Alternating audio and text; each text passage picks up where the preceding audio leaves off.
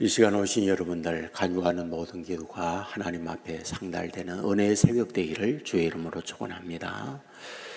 본문 6절 말씀을 보면 나는 인애를 원하고 제사를 원하지 아니하며 번제보다 하나님을 아는 것을 원하노라 라고 말씀하고 있습니다. 이 말씀은 예수님께서 사역을 하실 때에 여러 차례 인용을 하고 있는 말씀이기도 합니다. 마태복음 9장 13절에 보면 너희는 가서 내가 국류를 원하고 제사를 원하지 아니하노라 하신 뜻이 무엇인지 배우라. 마태복음 12장 7절에도 보면 나는 자비를 원하고 제사를 원하지 아니하노라 하신 뜻을 너희가 알았더라면 라고 말씀을 합니다. 무슨 말씀일까요? 호세아 오늘 6장 6절에서 말씀하셨던 것을 예수님께서 이렇게 반복적으로 인용하고 있다. 이 말씀이 되죠. 이 말씀이 소중하다. 이런 의미도 됩니다. 여기서 나는 인애를 원한다 라고 할 때 여기서 말하는 인칭 나 누구를 말씀하는 걸까요? 하나님께서 호세아를 통해서 말씀하고 있기 때문에 하나님 자신을 말씀하고 있다. 나는 너희들에게 원하는 바가 있다. 너희가 인애했으면 좋겠다. 이 말씀을 하고 있습니다. 여기에 인애라고 할 때 이 인애의 뜻이 무엇일까? 이걸 헤세드라는 단어를 쓰고 있습니다. 헤세드에 대하여는 우리가 많이 들어서 압니다. 하나님께서 인간을 사랑하는 내용을 말할 때 헤세드라고 하는 단어를 쓴다. 이런 말씀을 들었습니다. 그런데 이것은 우리가 하나님께 대하여도 상대적으로 사용하는 단어이다. 이런 말이 됩니다. 그렇다면 우리가 하나님께 대하여 인애, 헤세드라고 할 때 의미는 무엇일까? 이것을 헌신이라고 말씀드릴 수 있고 충성이라고 말씀을 드릴 수 있습니다. 그러니까 하나님께 우리의 마음을 드려지는 태도, 이것을 인애라고 되어 있습니다. 그런데 이 인애라고 하는 이 말씀을 설명을 하면서 호세아는 어디와 연결을 하고 있습니까? 바로 제사입니다. 사실 이 제사 문제는 성경에서 아주 심도 있게 다루고 있는 부분입니다. 우리가 모세오경의 레위기는 전 성경이 제사 문제를 다루고 있는 것을 발견하게 됩니다. 왜? 하나님을 섬긴다라고 할 때 섬김의 행위가 무엇이냐? 제사입니다. 우리가 예수님을 믿고 신앙 안에서 산다. 그럴 때에 제일 1차적으로 표현되어야 할 곳이 어디냐? 예배당에서 예배드립니다. 바로 하나님께 영적 제사를 드리는 이것이 우리가 신앙생활하는 외적 표현의 아주 1차적인 문제입니다. 그런데 문제가 있죠. 우리가 이와 같이 제사를 드리는데 성경을 보면 하나님께서 그 제사를 누구나 다 언제나 흠양한다, 받아들인다 라고 말씀을 하고 있잖아요. 더 이상 너희가 드리는 제사 받지 않는다는 말씀이 성경 곳곳에 나와 있어요. 이사야 1장 11절 이하에 보면 너희의 무수한 제물이 내게 무엇이 유익하뇨? 나는 순양의 번제와 살진 짐승의 기름에 배불렀고 나는 수송아지나 어린 양이나 순염소의 피를 기뻐하지 아니하노라. 너희가 내 앞에 보이러 오니 이것을 누가 너희에게 원하느냐? 내 마당만 밟을 뿐이니라. 헛된 제물을 다시는 가져오지 말라 라고 말씀을 하고 있는 것을 봅니다. 이 말씀은 다른 곳에도 여러 곳 반복돼요. 아모스 5장 2절에도 보면 너희가 내게 번제나 소제를 드릴지라도 내가 받지 아니할 것이요 내 비파 소리도 내가 듣지 아니하리라. 하나님 앞에 악기를 연주하며 찬송을 부른다 할지라도 너의 악기 연주와 찬송 소리 나 더 이상 짜증나 듣기 싫다. 이런 말씀을 하고 있습니다. 자, 그렇다고 한다면 여기 인애라는 것과 제사라는 것을 연결해서 말씀하고 있는 이유가 무엇일까? 하나님께서 받으시는 제사가 있는데 그 제사의 태도가 중요하다. 행위적인 문제 중요하지만 행위적인 문제 이전에 더 중요한 것은 너희가 제사 드리는 태도, 마음의 자세, 마음가짐이 더 중요하다. 이 말씀을 하고 있는 것을 봅니다. 예수님께서 나는 인애를 원하고 제사를 원하지 않는다. 이 말씀을 인용한 그것을 살펴보면 그 의미가 있어요. 마태복음 9장에서 보면 이제 예수님께서 세리 마태의 집에 들어가서 이제 세리 마태와 함께 식사를 하게 됩니다. 그때 이 모습을 보았던 바리새인들이 예수님을 비난해요. 어찌하여 죄인의 집에 들어가서 너희가 죄인과 함께 친구하고 동석해서 식사하느냐라고 하는 이런 비난을 하게 됐죠. 바로 이때에 이러한 바리새인의 모습을 보면서 예수님께서 이 말씀을 인용을 했던 거예요. 그러면 이 바리새인들은 어떻습니까? 그들은 철저하게 행위적인 제사를 드립니다.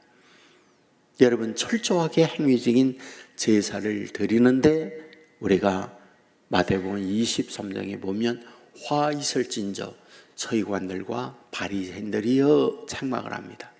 너희가 대접은 깨끗하게 하지만 너희들의 마음은 더럽다. 너희들의 마음은 회칠한 미둥과 같다. 라고 책망을 하고 있는 것을 봅니다. 무슨 뜻일까요? 거칠에 어떤 외모적 모습, 얼마나 정결하고 얼마나 질서 있게 행위적으로 하는지 몰라요. 하지만 문제는 무엇이다? 그 마음은 더럽게 짝이 없다. 이 말씀을 하고 있는 거죠. 바로 이 부분에 대하여 본문 10절은 말하고 있죠. 내가 이스라엘 집에서 가정한 일을 보았나니 거기서 에브라임은 음행을 행하였고 이스라엘은 더럽혀졌느니라. 너희가 행위적으로 제사를 드린다 할지라도 사실 너희의 아내분이 가정했다. 음행이 있고 더럽힘이 있다. 이와 같이 책망을 하고 있는 것을 보게 됩니다. 여러분, 그리하여 우리들에게 요구하고 있는 게 있습니다. 너희가 중심을 보시는 하나님 앞에 너의 마음가짐, 마음을 하나님 앞에 온전히 드려야 하는 걸 말씀을 하고 있는 거죠. 본문 1절에 보면 오라 우리가 여호와께 돌아가자.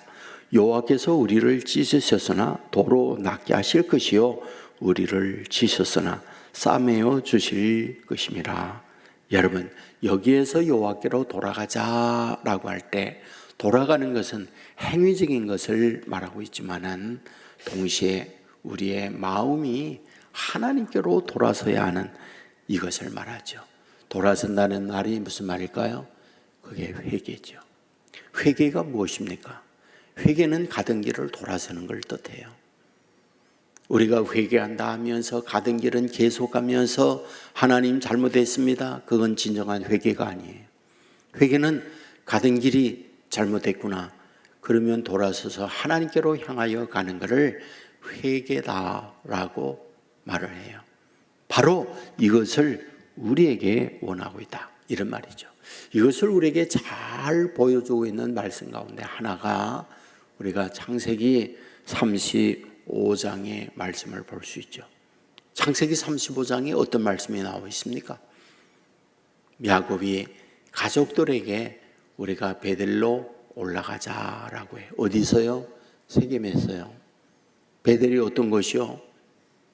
창세기 28장에서 그가 도망갈 때에 하나님이 나타난 곳이에요. 위로부터 사닥다리가 내려오더니 하나님의 사자들이 오르락 내리락 합니다. 그리고 도망가고 있는 야곱에게 하나님께서 하셨던 말씀이 있어요. 내가 어디 가든지 내가 항상 너와 함께 할게. 그리고 너에게 장대한 복을 내려줄게. 이 약속을 해요. 그때에 하나님, 제가 이와 같은 은혜를 입으면 반드시 이곳에 내가 와서 단을 쌓겠습니다. 소원을 합니다. 하지만 하나님께서 약속대로 복을 주었지만 이런 하나님의 그 소원의 등은 까맣게 잊어버렸죠. 그리고 세겜의 부동산 매입하고 그곳에서 삶의 터전을 마련하고 살 때에 그곳에 어떤 일이요? 딸 디나가 성폭행 당하죠. 어떤 일이요? 아들 레위와 시몬이 할례받고 움직이지 못하는 세겜 추장과 세겜의 모든 남자를 살해하는 끔찍한 일을 행하게 되죠. 바로 이 사건을 경험했던 야곱이 회개하는 거죠. 우리 가정에 이런 일이 생긴 이유가 뭘까? 아, 그렇구나. 내가 20년 전 하나님께서 베델에 나타나 하나님의 축복을 약속을 했고 그 복을 내가 받았는데 그걸 까맣게 망각을 했구나. 잊어버렸구나. 우리가 베델로 올라가자라는 말씀이 창세기 35장이에요. 그런데 그 창세기 35장에서 베델로 올라가자라고 하면서 두 가지를 얘기해요. 첫째 하는 것이 무엇이냐? 신상을 버리고 의복을 갈아입자. 이렇게 얘기해요. 신상을 버리고 의복을 갈아입자. 그 다음에 하는 것이 무엇이냐? 우리를 정결케 하자. 마음을 정결케 하자. 이걸 얘기해요. 그리고는 베델로 올라가요.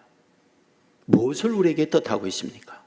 우리가 하나님 앞에 나와 제사를 드릴 때에, 예배를 드릴 때에 하나님께서 원하는 바가 이 인애를 원한다. 너희들의 마음의 가짐을 원한다. 여러분, 하나님이 우리의 드리는 예배를 받으면 어떨까요? 찾아오죠. 만나주시죠. 우리의 간구에 응답하시죠. 우리의 형편을 헤아려 주시고 우리를 앞서가며 인도해 주시고 인생길에 복된 길로 인도함을 받도록 이끌어 주시죠. 이것이 예배를 통하여 하나님께서 주시고자 하는 약속이기도 하고 은혜이기도 한 것이 아닙니까? 우리가 왜 예배 드립니까? 무작정 하나님이 원하고 바라는 것이니까 예배 드리는 것만이 아니라 예배를 통하여 하나님께 드림과 하나님으로부터 받는 게 있다고요. 받는 게. 그게 축복이잖아요. 바로 이 새벽에도 이런 마음으로 하나님께 나아가 하나님도 받는 저와 여러분의 삶이 되기를 주의 이름으로 축원합니다.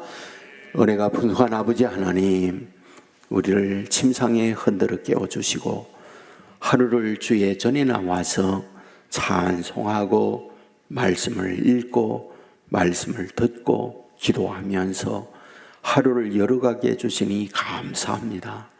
오늘 우리가 하나님께서 우리에게 주시는 말씀, 인애를 원하고 제사를 원하지 않는다, 하나님께서 원함이 이것이라고 하는 말씀을 보았습니다. 아버지 하나님 앞에 제사하는 거 너무 중요하기 때문에 제사 이렇게 드려라 라고 가르쳐 주었습니다. 하지만 그보다 더 중요한 것은 인애, 마음가짐이 더 중요하다는 말씀을 우리에게 하고 있습니다. 주여, 원없는 것은 아버지 앞에 엎드릴 때마다 정말 아버지 앞에 허물과 죄악을 토로하고 아버지 앞에 온전히 우리의 마음을 드림으로 중심을 보시는 하나님 앞에 연락된 예배가 되게 하여 주옵소서.